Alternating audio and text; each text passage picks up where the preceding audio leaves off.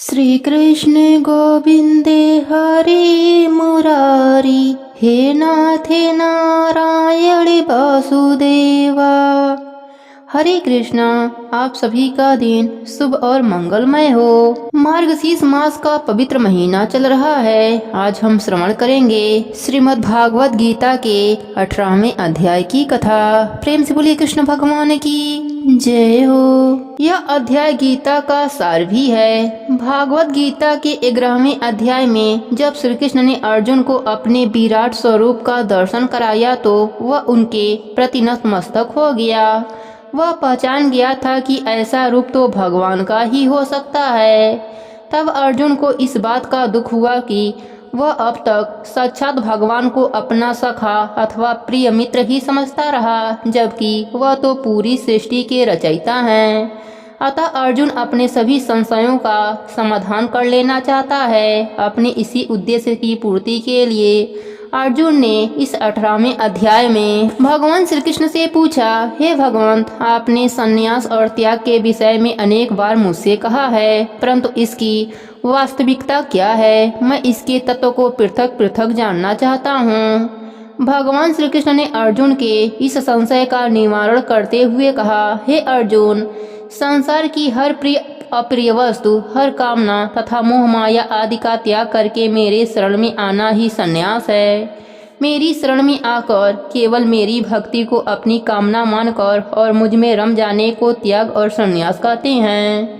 यह तो मैंने अपने मतानुसार त्याग और संन्यास बताया है, परंतु शास्त्रों का मत भिन्न है। अब उन शास्त्रों का मत सुन। एक शास्त्र यह कहता है कि भले और बुरे दोनों कर्मों का त्याग कर देना चाहिए, क्योंकि अच्छे कर्म का फल अच्छा और सुखदायक होता है, जबकि बुरे कर्म करने वाला अथवा बुरे आचरण वाला दुख भोगता है। अच्छे कर्म करने वाले के पांव सोने और चांदी की बेड़ियों से बंधे होते हैं तथा बुरे कर्म करने वालों के पैर भी बेड़ियों से जकड़े होते हैं, भले यह बेड़ी लोहे की ही क्यों न हो। अर्थात अच्छे और बुरे दोनों कर्म बंधनों में बांध देते हैं, अतः इसका त्याग कर देना ही उचित है। हे कुंती पुत्र अर्जुन, एक शास्त्र यह भी कहता है कि दान, यज्ञ, तपस्या और स्नान आदि कर्मों का त्याग कदापि नहीं करना चाहिए, क्योंकि यह पवित्रता के अंश हैं।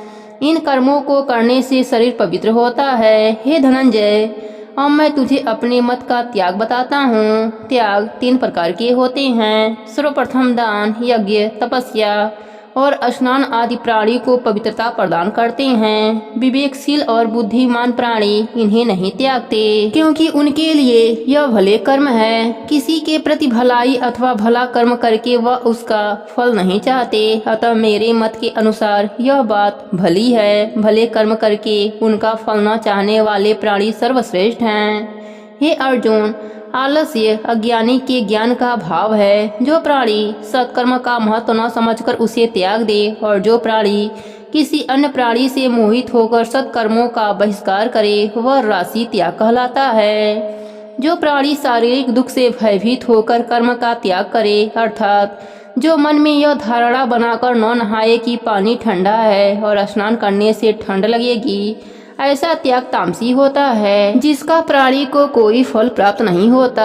हे कौन्तेय, जो सत्कर्मों को करे, दिल में यह भाव रखे कि मेरी क्षत्रिय अथवा ब्राह्मण कुल में जन्म होना दुर्लभ है, स्नान आदि कर्म करना मेरे लिए अच्छा है तथा कर्म करके उसके लाभ की इच्छा कदापि न करे, ऐसा त्याग सात्विकी कहलाता है। बुद्धिमान प्राणी स्नान आदि सत्कर्मों को कभी निंदित नहीं करते और स्वयं ऐसे सत्कर्मों का त्याग भी नहीं करते। वे मन में निश्चय की भावना लेकर इन सत्कर्मों को करते हैं, लेकिन अपने मन के किसी भी कोने में फल की भावना नहीं रखते। हे पार्थ, ऐसे प्राणी विवेकशील होते हैं। विवेक अथवा निर्मल बुद्धि से ज्ञान पैदा होता है। जिस प्राणी के हृदय में मेरी महिमा और उसका ज्ञान उपजता है, वह सांसारिक बंधनों से मुक्त होता है। अतः हे अर्जुन, यदि प्राणी मेरे मर्म को जानना चाहता है तो उसे सत्कर्मों का त्याग कदापि नहीं करना चाहिए। जिस प्रकार प्राणी संघर्ष करता हुआ अपने लक्ष्य की ओर बढ़ता है और लक्ष्य प्राप्त कर लेता है, उसी सत्कर्म भी संघर्ष के मार्ग की ओर चला जाता है। सृष्टि में ऐसा कोई भी शक्तिशाली प्राणी नहीं है जो इन सत्कर्मों का त्याग करने का साहस कर सके। हे अर्जुन, माता पिता के संघर्ष से माता के पेट में जब से जीव आता है तभी से अपनी जीवन यात्रा के अंतिम दिन तक कभी भी न तो निष्कर्मी होता है और न ही त्यागी। अतः हे पार्थ, जो प्राणी अपने समस्त सत्कर्म मुझे समर्पित करें और किसी भी प्रकार के फल की चाह मन में उपजने न दें, ऐसा प्राणी निष्कर्मी और त्यागी होता है। हे कुंती पुत्र अर्जुन, अब मैं तुझे मनुष्य के प्रतिदिन करने वाले कर्मों के फल के विषय में बताता हूँ। यह फल 3 प्रकार के होते हैं, अब उनकी व्याख्या सुनो। भले कर्म का फल सुख, बुरे कर्म का फल दुख और बुरे भले कर्मों का फल मिश्रित होता है। यह 3 प्रकार के फल प्रतिदिन हर प्राणी को भोगने पड़ते हैं। मगर जो प्राणी सांसारिक मोह माया को त्याग कर मेरे शरण में है और मुझे समर्पित है, उन्हें सुख की ही प्राप्ति होती है। हे अर्जुन, प्राणी द्वारा किए गए जो भी अच्छे या बुरे कर्म होते हैं, उनका संचालन प्राणी की इंद्रियों और मन के द्वारा होते हैं। देहधारी प्राणी के अंदर अकर्ता है, अर्थात वह कुछ भी नहीं करती, लेकिन फिर भी पवित्र और निर्मल है। हे धनंजय, आत्मा को वही पहचान सकता है जिसकी बुद्धि निर्मल तथा मन उज्ज्वल है, परंतु जिसकी बुद्धि भ्रष्ट है और नेत्र होते हुए भी नेत्रहीन है, ऐसे प्राणी न तो आत्मा की महत्ता समझ सकते हैं और न ही उसे पहचान सकते हैं। आत्मा को इस बात का अहंकार नहीं होता कि वह आत्मा है, अर्थात वह कोई कर्म नहीं करती। अच्छा बुरा जो कर्म किया जाता है उसका दोषी मन और इंद्रियां होती हैं। वस्तुतः आत्मा निराकार है, उसे कोई देख नहीं सकता और जब वह चाहे प्राणी को मार सकती है, उसे किसी भी कर्म का बंधन नहीं है। हे पार्थ, अब मैं तुझे ज्ञान, कर्म और कर्ता के विषय में बताता हूँ। यह तीनों ही 3 प्रकार के होते हैं। सर्वप्रथम मैं तुझे सात्विक ज्ञान के विषय में बताता हूँ। इस प्रकार का प्राणी सर्वोत्तम होता है क्योंकि उसका ज्ञान असीमित होता है। ऐसे ज्ञानी को केवल अविनाशी आत्मा ही दिखाई देती है, वरन वह गरीब, अमीर तथा उच्च या नीच सबके साथ एक समान व्यवहार करता है। मन में किसी के प्रति द्वेष की भावना नहीं रखता। वह कोई ऐसा कार्य नहीं करता जिससे किसी अन्य प्राणी को कोई कष्ट पहुँचे। यही सात्विक प्राणी की विशेषता है। हे धनुर्धर अर्जुन, अब राशि ज्ञान सुन। जो प्राणी सर्वथा यह कहे कि यह मेरा है, यह तेरा है, या सब कुछ मेरा सब तेरा नहीं है, यह राशि ज्ञान कहलाता है। तीसरे प्रकार के प्राणी तामसी ज्ञान के होते हैं। इस ज्ञान के द्वारा ज्ञानी को हर प्राणी में बुराई नजर आती है। उसकी दृष्टि में केवल मैं ही अच्छा हूँ, बाकी सब बुराई से सराबोर रहते हैं। तामसी प्राणी को हर किसी के साथ बैर भाव रखना में आनंद आता है।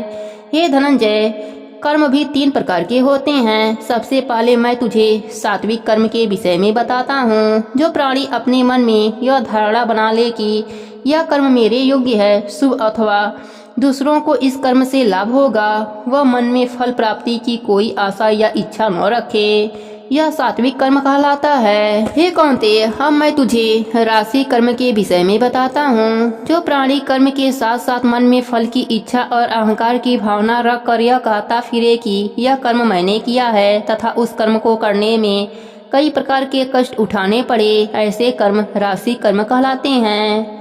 जो प्राणी मोह माया के बंधन में बंधा रहे, अपनी बड़ाई का प्रदर्शन करता रहे, अपने बल को दिखाना अपनी शोभा समझे अथवा किसी पर घात करे और किसी के दिल को चोट पहुंचाए, ऐसे प्राणी के कर्म तामसी कर्म कहलाते हैं। हे पार्थ, अब मैं तुझे कर्मकर्ता के विषय में बताता हूँ। सर्वोत्तम कर्मकर्ता सात्विक कहलाता है। यदि सात्विक प्राणी कर्म धर्म के कार्य यज्ञ, महोत्सव, हवन, श्राद्ध इत्यादि करें, मन में किसी भी प्रकार के फल की इच्छा न रखें, मन अहंकार रहित हो, हृदय में हमेशा यह भावना रखें कि मैं तो तुच्छ हूँ, मुझे जो कुछ दिया है परमेश्वर ने ही दिया है, अर्थात किसी अच्छे कर्म के पश्चात उसका आडंबर न करें, हर कार्य को सहज भाव से करें, कार्य बिगड़ जावे तो उसका शोक न करें और कार्य के विधि पूर्वक पूर्ण हो जाने पर खुशी को प्रदर्शित न करें और ईश्वर कृपा से जैसा भी भोजन मिले उसे उसका प्रसाद समझकर ग्रहण कर लें।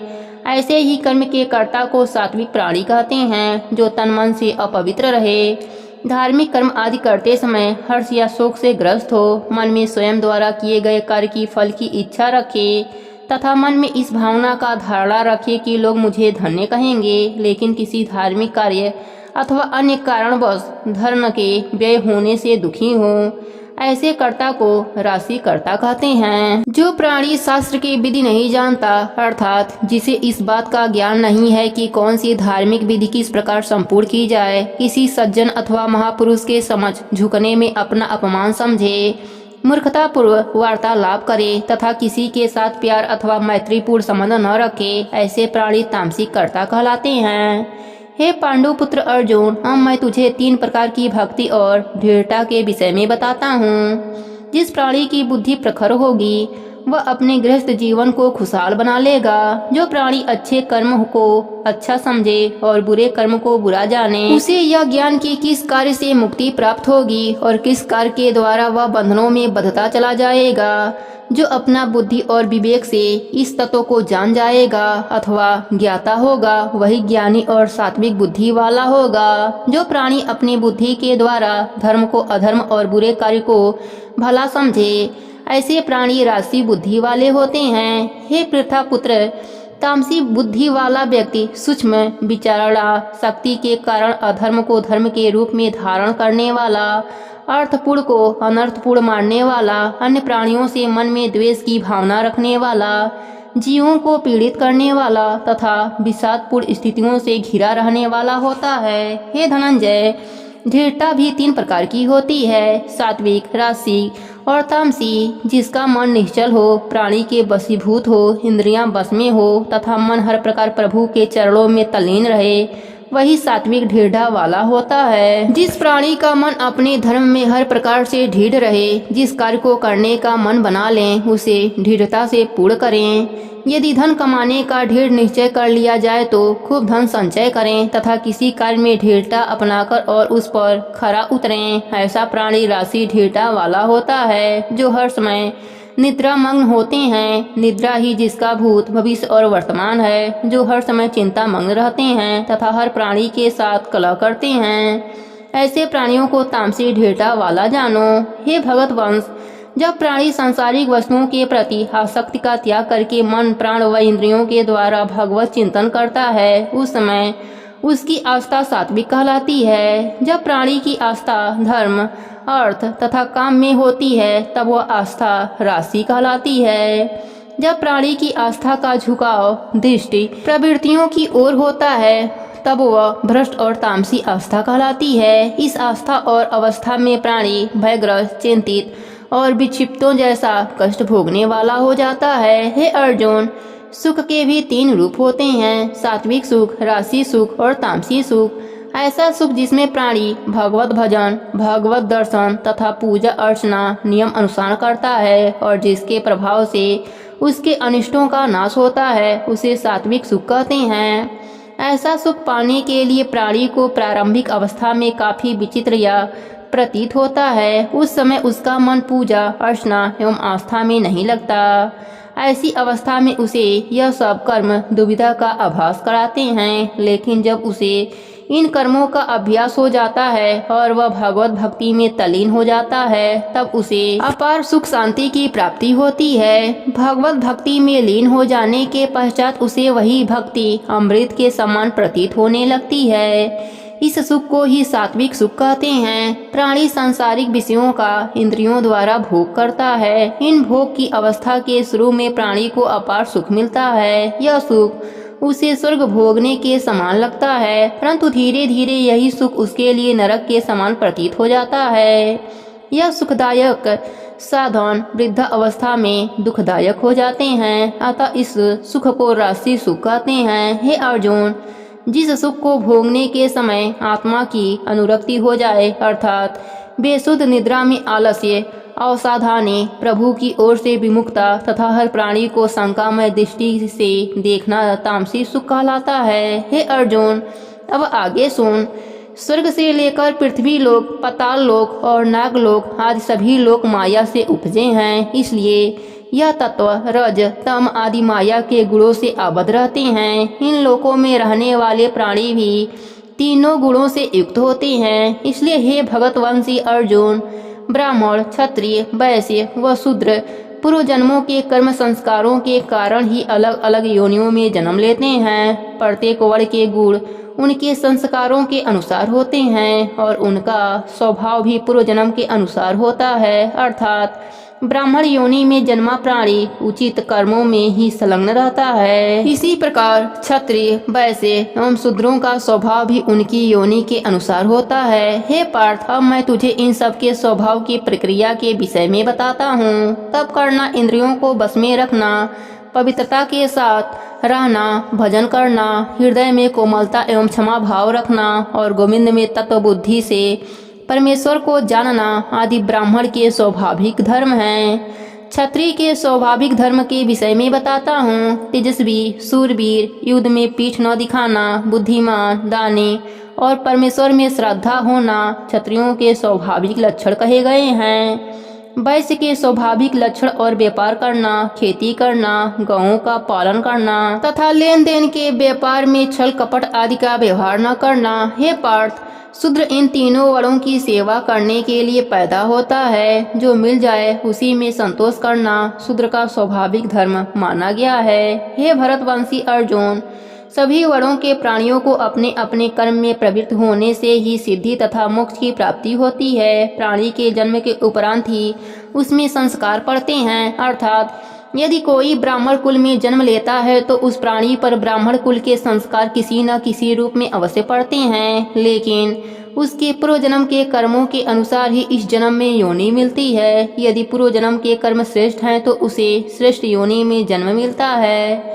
यदि प्राणी ब्राह्मण कुल में जन्मा है और पूर्व योनि के कर्महीन है तो वह हीन कर्मों में ही लिप्त रहता है। लेकिन ऐसा भी हो जाता है कि प्राणी शूद्र वर्ण में जन्म लेकर भी ब्राह्मणों के समान कर्मों में लीन रहता है। अतः प्राणी के कर्म संस्कार ही वर्तमान जीवन में उसके साथ रहते हैं, जिनका प्रभाव उस पर पड़ता है। हे अर्जुन, इस प्रकार मैंने यह चारों वर्णों के स्वाभाविक धर्म कहे हैं। प्राणी अपने अपने कर्मों को करके अवश्य ही अच्छी सिद्धि को प्राप्त करता है। जो प्राणी अपने अपने कर्मों में दृढ़ रहते हैं उनका फल भी उन्हें मिलता है। पर ब्रह्मा जो सारी सृष्टि का करता है और सब में समाया हुआ अविनाशी है उसे ही प्राप्त होंगे। हे कौन्तेय, सृष्टि में जितने भी प्राणी हैं उन सब की उत्पत्ति परम पुरुष द्वारा ही हुई है। अर्थात परमात्मा में ही सृष्टि को मानना चाहिए। जिस प्रकार समूचे वातावरण में हवा व्याप्त है उसी प्रकार सत्य, आनंद प्रदाता परम पिता परमेश्वर भी सारी सृष्टि में व्याप्त रहता है। ऐसे सर्वव्यापक परमात्मा को कर्म पूजा द्वारा पूजकर प्राणी मुक्त प्राप्त कर लेता है। यहाँ कर्म पूजा का तात्पर्य यह है कि जिस प्रकार आज्ञाकारी बेटा अपने पिता की सेवा करता है उसी प्रकार प्रत्येक प्राणी को एकमात्र परम पिता परमेश्वर को ही अपना सब कुछ मानकर उसी का स्मरण करते हुए तथा उसी की आज्ञा अनुसार तन मन और वचन से अपने वर को ध्यान में रखते हुए कर्म करते रहना चाहिए। हे अर्जुन, दूसरे का धर्म कितना ही श्रेष्ठ क्यों ना हो और अपना धर्म कितना ही हीन क्यों ना हो, तब भी अपना धर्म दूसरे के धर्म से श्रेष्ठ होता है, क्योंकि अपने धर्म के पालन से ही प्राणी की मुक्ति का मार्ग प्रशस्त होगा। इसलिए हे पार्थ, यदि अपना कर्म शास्त्रोक्त वर्णाश्रम के अनुसार कितना ही दोषपूर्ण क्यों ना हो उसका त्याग करना कदापि उचित नहीं है। सभी कर्म किसी न किसी रूप में दोषपूर्ण हैं। अग्नि धुएं में से मुक्त होती है, यदि उसमें धुएं वाली लकड़ी डाल दें तो वह निर्मल अग्नि को बिगाड़ देगी। जिस प्राणी की सांसारिक या असंसारिक अर्थात भौतिक पदार्थों और सुख आदि में बिल्कुल भी निष्ठा नहीं है, उसकी बुद्धि ऐसे सुखों की ओर प्रवृत्ति नहीं होती है तथा उसकी कोई इच्छा फल की कामना भी नहीं रहती।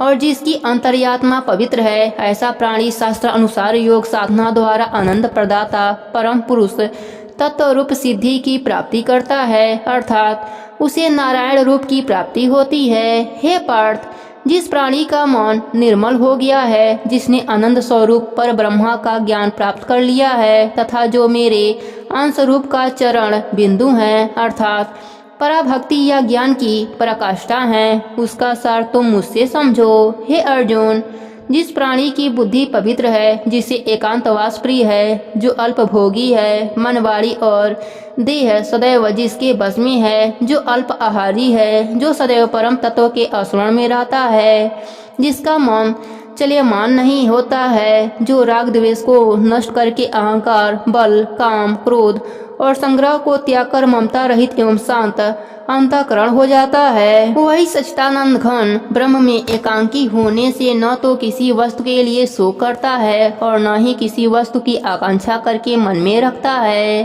क्योंकि किसी वस्तु की प्राप्ति का भाव उसके मन में कभी उत्पन्न नहीं होता। ऐसा प्राणी सृष्टि में विचरने वाले सभी जीवों के प्रति समान बुद्धि वाला होता है। हे कौन्तेय, जो प्राणी समदर्शी एवं समबुद्धि वाला होता है, वही मेरे परम भक्ति अर्थात ब्रह्म स्वरूप के प्रति निष्ठा प्राप्त करने में सक्षम होता है। ऐसे ही प्राणी परम सिद्धि के अधिकारी होते हैं। इसलिए हे अर्जुन, जिस प्राणी को मेरी परम भक्ति तथा सिद्धि प्राप्त होती है, वह मेरे कर्मों को भली भांति जान लेता है। जो मेरे कर्मों को जान जाता है, वह मेरे स्वरूप को सृष्टि के हर जीवों में देखता है। ऐसे प्राणी की दृष्टि में समुची सृष्टि कृष्णमय हो जाती है। अंततः वह मुझ परमानंद स्वरूप में लीन हो जाता है। अर्थात जो प्राणी मेरे प्रकाशमय स्वरूप का सदैव चिंतन करता है, वह अपने अंतिम समय में मेरे ही प्रकाशमय स्वरूप में विलीन हो जाता है। ऐसी ही स्थिति को मोक्ष कहते हैं, जिसे प्राप्त करना आसान नहीं है। इसलिए हे कुंती नंदन, तू जो भी अच्छा अथवा बुरा कर्म करे, उसे निर्मल मन के साथ मुझे अर्पित कर दे। मेरे प्रति सदैव निष्ठा और मेरे स्मरण करते हुए कर्म कर। जब तेरा मन निरंतर कर्म करते हुए मुझ में ही समाया रहेगा, तभी तू मेरी कृपा का अधिकारी बनेगा और जन्म मरण आदि दुखों से मुक्त हो जाएगा। यदि तू अहंकार की भावना में लिप्त होकर मेरे सुमुख से निकले वचनों को अपने रोम रोम में नहीं समाएगा, तो तू अपने परम ध्येय से भटक जाएगा। हे अर्जुन, यदि तू अहंकार बस युद्ध नहीं करना चाहता अथवा यह सोचता है कि युद्ध करना तुझे शोभा नहीं देता, क्योंकि युद्ध भूमि में तेरे अपने सगे संबंधी है, तो यह तेरा सोच निरर्थक है। तू क्षत्रिय है, इसलिए तुझे युद्ध अवश्य ही करना होगा। युद्ध करना तो क्षत्रिय का स्वभाव है और तेरा यह स्वभाव ही तुझे युद्ध के लिए प्रेरित करेगा। यह तो निश्चित है कि हे भरतवंशी अर्जुन, तू मोह बस होने के कारण जिस कर्म से विमुख होना चाहता है, वह कर्म तुझे अपने क्षत्रिय स्वभाव के कारण करना ही पड़ेगा, क्योंकि प्रत्येक प्राणी के हृदय स्थल में अंतरात्मा के रूप में स्थित परमात्मा अपनी माया के द्वारा उसे उस्काती है। इसलिए हे पार्थ, तू मोह, माया, अहंकार, प्रतिष्ठा एवं संकोच आदि का त्याग करके परमात्मा की शरण में जा। वही सर्वोत्तम स्थल है। अपने जीवन का अंतिम लक्ष्य ईश्वर को ही मानकर प्रेम पूर्वक उसके नाम, प्रभाव, स्वरूप का ध्यान तथा गुणगान कर। इस प्रकार तू निष्काम भाव से उस ईश्वर के प्रति अपने आप को समर्पित कर देगा। हे अर्जुन, ऐसा करने से तुझे परम पिता परमेश्वर की कृपा से परब्रह्म पद की प्राप्ति होगी। हे कौन्तेय, तू मेरा सखा है तथा परम प्रिय है, इसलिए मैंने केवल तुझे ही इस गूढ़ व रहस्यमयी ज्ञान का उपदेश दिया है। अन्य प्राणियों के लिए इस ज्ञान को प्राप्त करना अति दुर्लभ है। मेरे द्वारा दिए गए इस गूढ़ ज्ञान के मार्ग पर विचार करने के उपरांत अब तेरा यह कर्तव्य है कि तू अपने हित के लिए अच्छा या बुरा निर्णय ले। भगवान श्री कृष्ण के इन वचनों को सुनकर अर्जुन मौन हो गया। भगवान श्री कृष्ण उसके चेहरे पर आते जाते भावों को पढ़ने लगे और फिर गंभीर स्वर में बोले, हे अर्जुन, संपूर्ण गोपनीयों में भी अति गोपनीय और परम हितकारी वचनों को तू एक बार फिर से सुन, क्योंकि तू मेरा परम प्रिय है, इसलिए परम हितकारी वचन भी मैंने तुझे कहा। हे कौन्तेय, नित्य निरंतर अचल मन, अतिशय श्रद्धा एवं भक्ति सहित निष्काम भाव से नाम, गुण और प्रभाव के श्रवण, कीर्तन, मनन तथा पठन पाठन द्वारा केवल मुझे भज। तू मन, वाणी और शरीर के द्वारा सर्वस्व मुझे अर्पण करके श्रद्धा, भक्ति एवं प्रेम के सर्वशक्तिमान विभूति, बल, ऐश्वर्य, माधुर्य, गंभीरता, उदारता, वात्सल्य और सुहृदयता आदि गुणों से संपन्न करके आश्रय रूप वासुदेव को विनय भाव पूर्वक एवं भक्ति सहित साष्टांग दंडवत प्रणाम कर। ऐसा करने पर तू मुझे ही प्राप्त होगा। यह मैं तेरे लिए सत्य प्रतिज्ञा करता हूँ, क्योंकि तू मेरा अंतरंग प्रिय सखा है। इसलिए हे अर्जुन, तू कर्म रूप सभी धर्मों का परित्याग करके मेरे शरण ग्रहण कर। हे सखा, जब तू मेरे प्रति एकनिष्ठ होकर मेरी शरण ग्रहण करेगा तो मैं तुझे सभी प्रकार के पापों से मुक्त कर दूंगा। तू किसी भी प्रकार का शोक मत कर। हे धनंजय, गीता का यह अति रहस्यमय व गूढ़ ज्ञान मैंने तेरे हित को ध्यान में रखते हुए केवल तुझे ही दिया है। गीता रूप परम रहस्य को कभी भी किसी ऐसे प्राणी को नहीं बताना चाहिए जो जप तप और भक्ति न करता हो तथा शास्त्रों, वेदों, ईश्वर एवं वृद्ध प्राणियों के प्रति श्रद्धा भाव न रखता हो, जो प्राणी भक्तिहीन हो, जिसकी किसी भी ज्ञान में रुचि न हो, जो इस गूढ़ ज्ञान की निंदा करता हो और जिसके लिए यह ज्ञान शून्य के समान हो, ऐसे प्राणी को यह ज्ञान कदापि नहीं देना चाहिए। मगर जो प्राणी भक्त वत्सल्य हो, ज्ञानियों और वृद्धजनों का सम्मान करता हो तथा ईश्वर में विश्वास रखता हो, उसे गीता का ज्ञान अवश्य ही प्रशंसा पूर्वक देना चाहिए, क्योंकि जो प्राणी मुझ में निष्ठा रखते हुए अति गोपनीय गीता के इस ज्ञान को मेरे भक्तों में बांटता है वह मुझे ही प्राप्त होता है, इसमें कोई संदेह नहीं है। उससे बढ़कर मेरा अतिशय प्रिय कार्य करने वाला न तो प्राणियों में कोई है और न ही इस अत्यंत प्रिय पृथ्वी पर होगा। इसलिए हे अर्जुन, जो प्राणी इस हम दोनों के मध्य हुए इस धर्म से संवाद रूप गीता शास्त्र को पढ़ेगा, अर्थात नित्य निरंतर पाठ करेगा अथवा श्रवण करेगा, वह पापों से मुक्ति पाकर श्रेष्ठ लोकों को प्राप्त होगा, अर्थात वह उस पद को प्राप्त होगा जो श्रेष्ठ जनों को प्राप्त होता है। इस प्रकार गीता का महात्म्य कहकर भगवान श्री कृष्ण ने अर्जुन से प्रश्न किया। हे भरत वंशी अर्जुन, मैंने जो कुछ भी तुझसे कहा क्या तूने उसे एकाग्र एवं शांत चित्त होकर सुना? जो अज्ञान अथवा मोह तेरी अज्ञानतावश तेरे मन में उपजा था वह नष्ट हुआ। भगवान श्री कृष्ण के इस प्रश्न का उत्तर देते हुए अर्जुन भाव विभोर होकर बोला, हे अच्युत्य, आपकी कृपा से मेरा मोह अब नष्ट हो चुका है, अर्थात मैं अब मोह से मुक्त हो गया हूँ तथा ज्ञान से सराबोर हो गया हूँ। हे कृपा निधान, अब मेरे सभी संशय समाप्त हो चुके हैं और मेरा मन स्थिर हो गया है। अब मैं आपकी आज्ञा की प्रतीक्षा में हूँ। आप मुझे जो भी आज्ञा देंगे मैं उसका अवश्य पालन करूँगा। यह वचन कहकर अर्जुन बार बार भगवान श्री कृष्ण के समक्ष नतमस्तक होने लगा। भगवान श्री कृष्ण ने अर्जुन के यह शब्द सुनकर कहा, हे अर्जुन, मेरी आज्ञा अनुसार तू क्षत्रिय धर्म का पालन कर, यह मेरी तेरे लिए आज्ञा है। श्री कृष्ण के ऐसा कहने पर अर्जुन ने गांडीव उठा लिया और शीश झुकाकर उनकी आज्ञा का पालन करने के लिए तैयार हो गया। इसके उपरांत धृतराष्ट्र से संजय बोला, हे राजन, भगवान श्री कृष्ण एवं अर्जुन के बीच हुए रोमांचित संवादों को सुनकर मैं धन्य हो गया।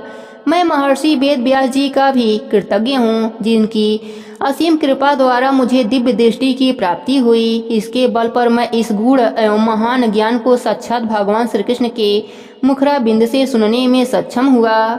इसलिए हे राजन, मैं भगवान श्री कृष्ण और अर्जुन के इस रहस्यमय, कल्याणकारी और चमत्कारिक संवादों को बार बार स्मरण करके हर्षित होता हूँ। हे राजन, भगवान श्री कृष्ण ने अर्जुन को जैसा विशाल और चतुर्भुज रूप दिखाया था उसे बारंबार स्मरण करके मुझे आश्चर्य और हर्ष हो रहा है। हे राजन, जहाँ श्री कृष्ण के रूप में साक्षात नारायण उपस्थित हैं और गांडी एवं धनुषधारी अर्जुन हैं, वहीं पर विजय श्री, विभूति और अचल नीति है। यहीं पर 18वें अध्याय का कथा समाप्त होता है। प्रेम से बोलिए कृष्ण भगवान की जय हो। अब सुनते हैं 18वें अध्याय का महात्म्य। भगवान विष्णु ने कहा, हे लक्ष्मी, अब मैं तुझे 18वें अध्याय का महात्म्य सुनाता हूँ। गीता के 18वें अध्याय का महात्म्य सर्वाधिक उत्तम है। इस अध्याय का नित्य पाठ करने से 100 अश्वमेध यज्ञों के समान फल मिलता है। जिस प्रकार सभी नदियों में गंगा, तीर्थों में जगन्नाथपुरी, पर्वतों में कैलाश पर्वत, ऋषियों में नारद तथा गायों में कामधेनु को श्रेष्ठ माना गया है, उसी प्रकार गीता का यह 18वां अध्याय श्रेष्ठ है। अब मैं इस अध्याय का महात्म्य विस्तार से बताता हूँ। देवलोक में सुमेरु पर्वत पर देवराज इंद्र अपने सिंहासन पर विराजमान होकर अप्सराओं के नृत्य से आनंदित हो रहे थे। सभी ओर आनंद ही आनंद व्याप्त हो रहा था। तभी एक तेजस्वी चतुर्भुज रूपधारी प्राणी के साथ 4 पार्षद सभा में आए और इंद्र से बोले, तू उठ और इसे बैठने दे। उनके यह वचन सुनकर इंद्र ने उस प्राणी को प्रणाम किया और आसन छोड़कर खड़े हो गए। वह तेजस्वी चतुर्भुज रूपधारी प्राणी इंद्र के सिंहासन पर विराजमान हो गया।